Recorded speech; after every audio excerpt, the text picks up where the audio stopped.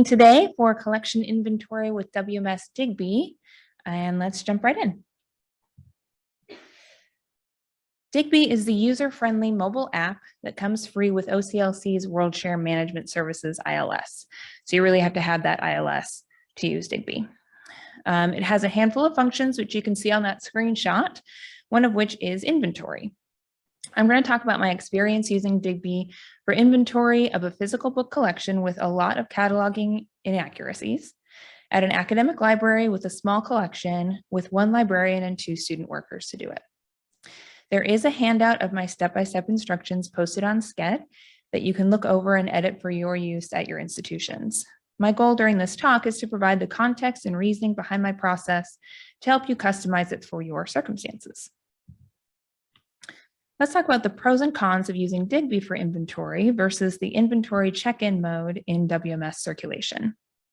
The pros are that it keeps track of and saves where you left off. It plays a notification sound when you scan a problem item, so you don't have to keep your eyes on the screen. This also means that one person can scan. You don't need one person to scan and the other to keep their eyes on the screen. When you scan an item, it displays all the info you need: title, call number, shelving location, and barcode, and it easily generates a user-friendly report for you. The only real con is that it requires semi-special equipment. It is an Apple and Android mobile app, and you have to use a phone or a tablet. You can use the camera on your phone, and it works well enough if you're scanning a handful of items, but it's not efficient enough for scanning row upon row of books. And an iPad camera is actually even worse. So you really need a scanner. You can use a Bluetooth wireless one, or I actually use a Lightning to USB adapter and connect a scanner I already had to an iPad. Note that not all scanners are compatible with iPads, though. As long as the equipment isn't a barrier for you, I don't see a reason not to use Digby. Let's get into the process itself.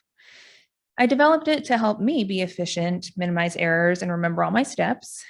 And I separated out some steps and chose a certain order so I could bring my student workers into the process. For the purposes of this talk, I've condensed how I actually do things, but you'll see all the nitty-gritty steps in the right order on your handout. Step 1 of the process is to go out to the stacks and scan each item using the app. Here's a screenshot of what that inventory scanning screen looks like. The scanning step accomplishes the following. It updates an item's inventory count and last inventory date, which will help you identify missing items. It alerts you with those notifications I mentioned to problem items while you're scanning. They're not in the catalog, wrong holding location, and items sitting on the shelf that have a missing, claimed returned, or checked out status. And it generates a spreadsheet with one list of all the items inventoried and one of all the items that alerted while scanning, called the exceptions. This report helps you find and fix even more issues than those that alerted while you were scanning. Here are some tips for the scanning process.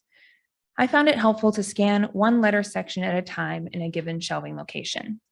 For me, this is a logical cutoff. It helps with tracking where I am and keeping my reports organized. It also gives some flexibility, so you could do the A's one day, the J's the next, or even have 2 people scanning at once in different sections. And it helps with analyzing the reports, to be looking for all the B's on that report rather than kind of a random subset of call numbers wherever they started and stopped that day. While scanning, I pull problem items from the shelf and set them aside on a cart. These items include those that give alerts while scanning, like I mentioned earlier, and any other issues I find, like no barcode, obvious damage, etc. Some of these problems you could theoretically fix while you're in the stacks instead of pulling them, because Digby does have location change and check-in functions. But once you've done that, you can't continue on and inventory them because Digby stops you from scanning something a second time unless you clear the report. Plus, it was easier to make the scanning process as straightforward as possible. If you get an alert, put it on the cart, rather than, well, if this happens, do this, but if this happens, do that instead. I also found it easier to put everything that got pulled together on the same cart rather than attempt to categorize them as I went according to problem type. I started to do that at the beginning, but it was too hard to be sure I was getting this 100% right as I scanned. So I ended up comparing what was on the cart to the report I got anyway, so I stopped bothering with that. Once I finish scanning, once I finish scanning a section, I share the report. I add the section to the email subject line so the email is easier to identify. I designated a save location for the reports and a consistent naming schema. An example of what I use is on the slide. I use the reports to track when sections are completed. I have a completed folder and I add completed to the file name. The inventory list maxes out at 999 items. So at that point, you have to stop and save the report. When a section has more than 999 items, and therefore multiple reports, I combine them into one report once I have them all. Once the report is shared, remove all items from the list so they don't appear in the next section's report. Once a section is scanned, the next step is to fix the items that were pulled from the shelf. Here are a few tips for that step. It's a good idea to double check the exceptions list on the report against what's on the cart. For those with a missing status, I started checking that the call number on the spine label matches the call number in the catalog. Some items have been missing for that reason. When you change an item's branch, you must check it in twice to reset its location, and it has to be checked in before you can inventory it. Once the pulled items are fixed, I make sure and inventory them before they go back on the shelf to try to make sure everything that's on the shelf has been marked as inventoried. Next is to find additional problem items that didn't alert while scanning or are missing from the Digby report. I use the Digby inventory report to find temp items, which are those that were created on the fly and aren't fully cataloged, and items with incorrect shelving locations. To do that, I apply filters to the list of inventoried items. Then I'll copy the filtered lists to separate sheets that I add to the Digby report. This makes it easier to bring in students to help, and I like having everything saved and separated this way once I've identified the issues. Then I'll evaluate these items, fix anything complicated that I have to do myself, and then let the students do the rest. The circulation item inventory report is not a Digby report. It's a spreadsheet of every item in your library. It's updated and output weekly by OCLC and is available via SFTP, and I link to the help documentation on the slide. I use it to find items that were supposed to be on the shelf where I inventoried, but were not. This is something the Digby report can't tell you. To find these items, I sort the spreadsheet by call number and apply filters. On the slide, you'll see a list of the columns that I filter to do this. Once I have this list, I mark them all as missing. Some tips for using this report. The timing of it can trip you up. It comes out every Sunday and you need the updated inventory date recorded on it to find the missing items. For example, if you scan the A's on Monday, you can't move forward with this step until the following Sunday. As with the temp items and incorrect shelving locations, I like to copy the list of missing items to an additional sheet that I add to the Digby report to keep all those problem items together. And also make sure to keep an eye out for call number prefixes, for example, REF on reference books. On this report, they can make it tricky to find all the call numbers in a given range when sorting by call number alphabetically. I'm still in the middle of inventory, but there are some additional steps I plan to take once I finish. I plan to check the shelves for the items I marked missing and delete them if they're still not found. Check for items that have an available status, but not an inventory count. Clean up a handful of other issues, including suspicious material types, like those that say they're digital, but are on the Digby report, so they must be physically on the shelf.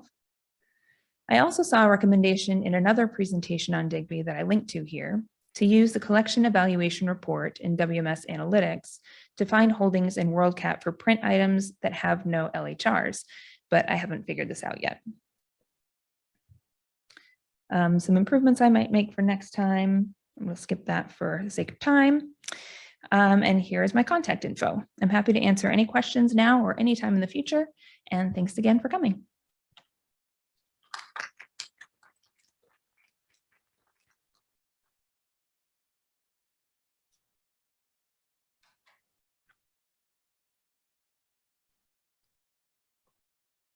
Any questions on the virtual?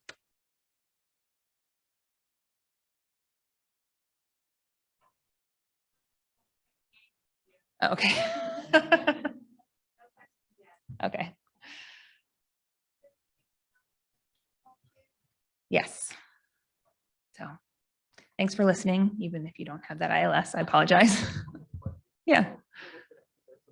I worked at Access a few years ago, and we did that. Okay. It could be a little buggy. Okay. You experience that, or is that So the question was if Digby can be a little buggy in my experience.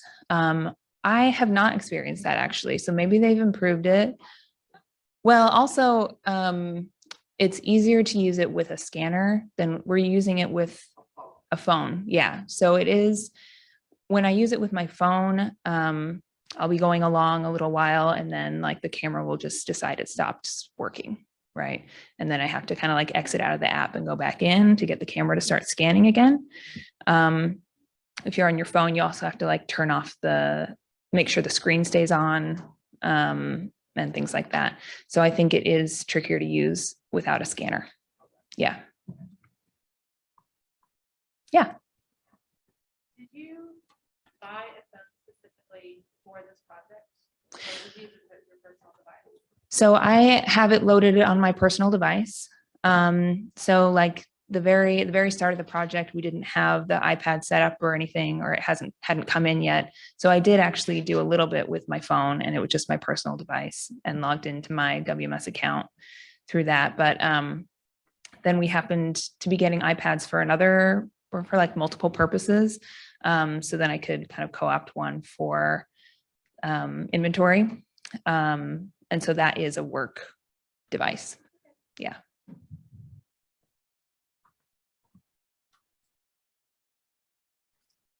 All right.